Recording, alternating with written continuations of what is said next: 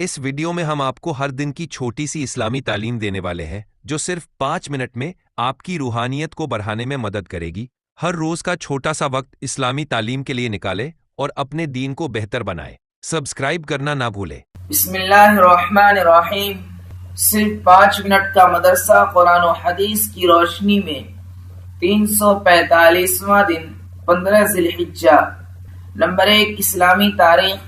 حضرت معین الدین چشتی رحمۃ اللہ علیہ۔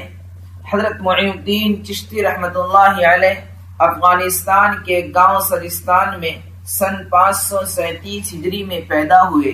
اسی کی طرف نسبت کرتے ہوئے سنجری کہا جاتا ہے۔ آپ رحمۃ اللہ علیہ سلسلہ چشتیہ کے بانی ہیں۔ 20 سال تک اپنے پیر و مرشد حضرت عثمان ہارونی رحمۃ اللہ علیہ کی خدمت میں رہے، پھر خلافت ملنے کے بعد ہندوستان کا رخ کیا۔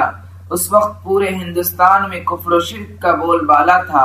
لوگ خدائے واحد کو چھوڑ کر اینٹ، پتھر، درخت، جانور، گائے اور گوبر کی پوجا کرتے تھے۔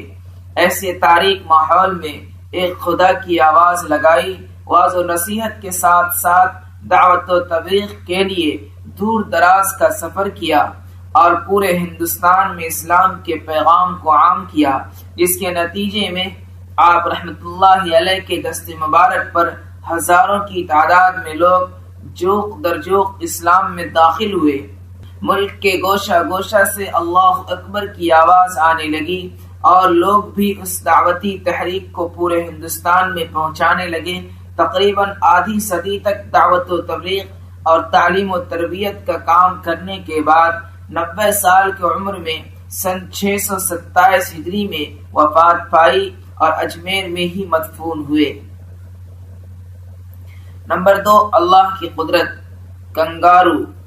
کنگارو خرگوش کا ہم شکل ایک بڑا جانور ہے جو انسانی قد کے برابر ہوتا ہے۔ اس کے اگلے پیر بہت چھوٹے اور پچھلے پیر بہت بڑے اور مضبوط ہوتے ہیں۔ اس کی دم بھی کافی لمبی اور موٹی ہوتی ہے۔ یہ اپنی دم پر بیٹھ جاتا ہے۔ عجیب بات یہ ہے کہ اس کے پیٹ پر ایک تھیلی ہوتی ہے۔ کنگارو کا بچہ پیدائش کے وقت صرف 2 انچ کا ہوتا ہے، جس کی آنکھ بھی بند رہتی ہے۔ اس کے باوجود وہ اپنی ماں کے جسم کے بالوں کو پکڑ کر سیدھا اس تھیلی میں پہنچ جاتا ہے اور وہاں دودھ پی کر بڑا ہوتا ہے۔ زیادہ وقت اسی تھیلی میں گزارتا ہے اور کنگارو اس کو ہر جگہ لیے پھرتا ہے، کھلاتا ہے، پلاتا ہے۔ بھلا بتاؤ تو صحیح کہ اس چھوٹے سے بچے کو تھیلی کا راستہ کون بتاتا ہے اور بچپنے سے بڑا ہونے تک کون اس کی حفاظت و پرورش کرتا ہے؟ اللہ ہی اپنی قدرت سے ان جانوروں کی رہنمائی فرماتا ہے۔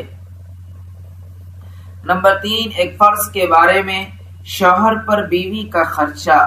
رسول اللہ صلی اللہ علیہ وسلم نے فرمایا، تم پر واجب ہے کہ تم عورتوں کے لیے قاعدے کے موافق روزی اور کپڑے کا انتظام کرو۔ فائدہ، شوہر پر واجب ہے کہ وہ بیوی کے لیے اپنی حیثیت کے مطابق روٹی اور کپڑے کا انتظام کرے۔ نمبر 4، ایک سنت کے بارے میں۔ دعا کے کلمات کو 3 بار کہنا۔ رسول اللہ صلی اللہ علیہ وسلم دعا و استغفار کے کلمات کو 3 مرتبہ دہرانا پسند فرماتے تھے۔ نمبر 5، ایک اہم عمل کی فضیلت۔ رات میں سورہ دخان پڑھنا۔ رسول اللہ صلی اللہ علیہ وسلم نے فرمایا، جس شخص نے رات میں حامیم الدخان یعنی سورہ دخان پڑھی، اس کے لیے 70,000 فرشتے استغفار کرتے ہیں۔ دوسری روایت میں ہے کہ جس نے جمعہ کی رات میں سورہ دخان پڑھی، اس کے تمام گناہ معاف کر دیے جاتے ہیں۔ نمبر 6، ایک گناہ کے بارے میں۔ قرض نہ لوٹانے کی نیت سے لینا۔ رسول اللہ صلی اللہ علیہ وسلم نے فرمایا، جو شخص کسی سے قرض لے اور دل میں یہ پکا ارادہ کر رکھے کہ قرض پورا نہیں لوٹائے گا تو وہ اللہ سے ایک چور کی حالت میں ملاقات کرے گا۔ نمبر 7، دنیا کے بارے میں۔ دنیا ختم اور چھوٹنے والی ہے۔ رسول اللہ صلی اللہ علیہ وسلم نے فرمایا، بندہ کہتا ہے میرا مال، حالانکہ اس کے لیے اس کے مال میں سے 3 چیزیں ہیں۔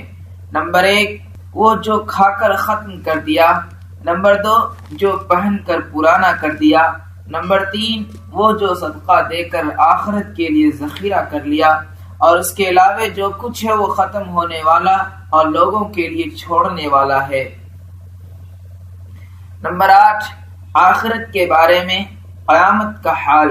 قرآن میں اللہ تعالیٰ فرماتا ہے بے شک فیصلے کے دن کا وقت متعین ہے، یعنی جس دن سور پھونکا جائے گا، پھر تم لوگ گروہ در گروہ ہو کر آؤ گے، اور آسمان کھولا جائے گا، اس میں دروازے ہی دروازے ہو جائیں گے، اور پہاڑ چلائے جائیں گے تو ریت ہو جائیں گے۔ نمبر 9 طب نبوی سے علاج، جوڑوں کے درد کا علاج۔ رسول اللہ صلی اللہ علیہ وسلم نے فرمایا انجیر کھاؤ کیونکہ یہ بواسیر کو ختم کرتا ہے اور جوڑوں کے درد میں مفید ہے۔